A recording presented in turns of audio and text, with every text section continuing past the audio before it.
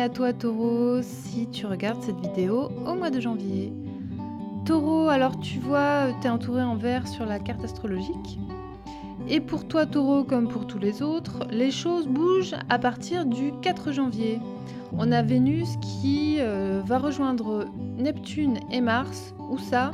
En maison 11. Alors la maison 11, c'est la maison des amis, et on a Vénus qui est un peu la grâce, la féminité, qui va rencontrer Mars, qui lui est plutôt l'énergie, et on a aussi un peu de mystère avec Neptune. Donc tout ça dans la maison des amis, ça veut dire que tu vas certainement te focaliser un petit peu sur les sorties avec ton groupe d'amis.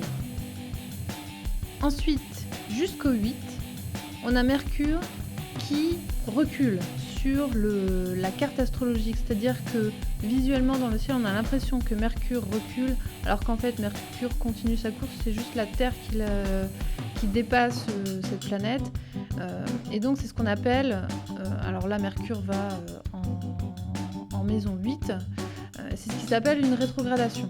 Donc la rétrogradation, ça veut dire qu'il faut faire attention à certaines choses avec Mercure, notamment dans la maison qui va gérer l'argent, et surtout l'argent qu'on va accumuler avec les autres, notamment les banques, les notaires, les juristes.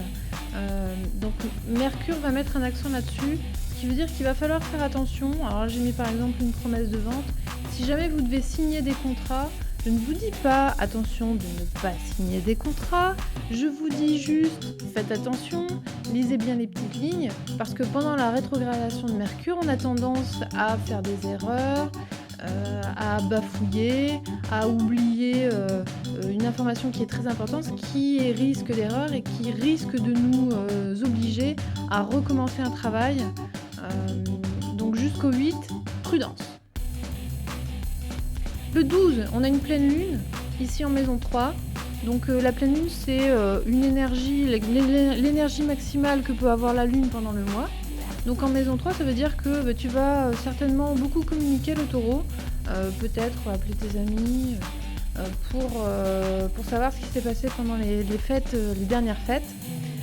Donc un petit accent sur la communication. Après cette pleine lune, on a Mercure qui reprend sa course. La rétrogradation est terminée et le 13, cette planète change à nouveau de signe pour aller rejoindre le Soleil et Pluton, ou ça en maison 9. Alors, on a Pluton qui en ce moment, dans cette maison, nous fait vivre une profonde transformation. Pour toi le taureau, pour tout ce qui a trait à ton apprentissage, l'ouverture de tes horizons, parce que la maison 9, c'est celle qui va régir les études et les voyages, que ce soit voyage intellectuel ou voyage physique. Ce qui fait que c'est une période où avec Mercure et le Soleil, tu vas être quand même relativement focalisé soit sur des études, un apprentissage de toutes sortes que tu es en train de réaliser, mais qui va aussi accentuer tes désirs de voyage. Donc c'est une période plutôt bénéfique, même avec cette profonde transformation de Pluton en ce moment. Ensuite, le 20, on a le Soleil qui continue sa course et qui change encore de signe, qui va quitter la maison 9 pour aller se retrouver en maison 10. Alors, la maison 10, c'est la maison qui gère la carrière et le travail en général, donc c'est un regain d'énergie au travail, ce qui est en général plutôt positif. Et toujours dans cette même maison, la maison 10, la maison de la carrière, le 28, on a une nouvelle lune qui va te demander de transformer un peu la façon dont tu vas aborder ton travail et ta carrière, ou peut-être de façon un peu plus zen. En tout cas, il y a quelque chose qui va changer. Et enfin, en toute fin de mois, le 29, on a Mars qui change de signe et qui va rejoindre Uranus en maison 12. En face, on a Jupiter qui se trouve en Balance en maison 6.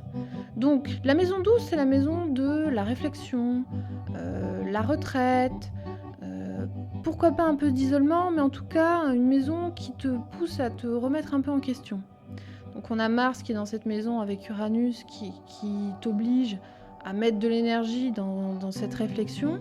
Et en face, on a Jupiter qui, lui, est un peu le grand bénéfique du zodiaque, qui est dans la maison 6, qui est dans la maison de la besogne au quotidien. Donc il te rend assez actif et on va dire très occupé au quotidien. Et en même temps, donc toi, tu as besoin de prendre un peu de recul, tu es très actif, et Mars n'est pas très très bien respecté dans cette maison douce, parce que forcément, une planète d'action qui se retrouve dans la maison de la réflexion, ça peut générer un peu de frustration. Donc il va falloir gérer à la fois ce besoin de prise de recul et d'activité quotidienne, mais je suis sûre que Taureau, toi le grand sage que tu es, tu sauras faire. Donc c'est tout pour ce mois-ci, mon cher Taureau. Je te souhaite un très bon mois de janvier et je te dis à très bientôt.